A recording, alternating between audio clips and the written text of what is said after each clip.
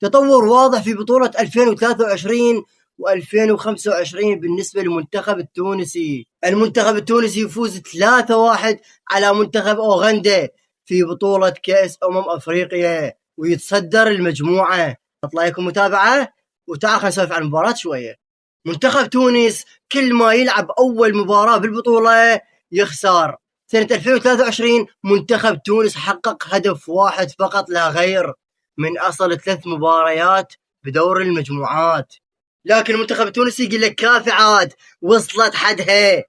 المنتخب التونسي يحقق أول فوز إليه بدور المجموعات، يفوز على منتخب أوغندا 3-1 ويتصدر المجموعة.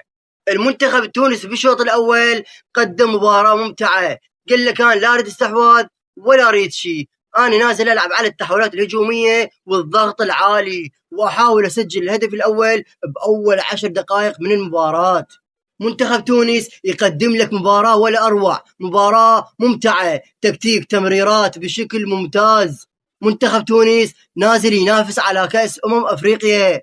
اللاعب اللي اسمه حنا بعل لاعب مو طبيعي، لاعب ساعة تشوفه بالجهة اليمنى ساعة بالجهة اليسرى وضغط وتمريرات، وأكثر لاعب صنع فرص، وهو نفسه اللي صنع الهدف الأول للاعب الياس سخيري من ضربة ركنية، والياس سخيري يسجلها برأسية ولا أروع. لكن بالنسبة لمنتخب تونس الهدف 100 ببطولة كأس أفريقيا.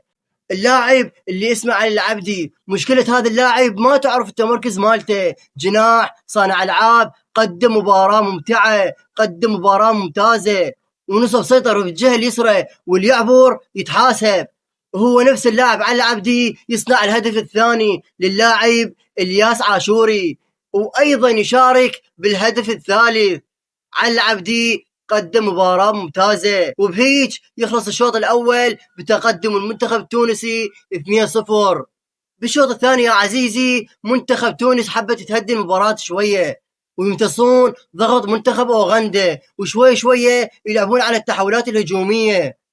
ليش؟ حتى يسجل منتخب تونس الهدف الثالث، وبالفعل الدقيقة 64 يسجل منتخب تونس الهدف الثالث عن طريق اللاعب الياس عاشوري، وبهيج الياس عاشوري يسجل الهدف الثاني.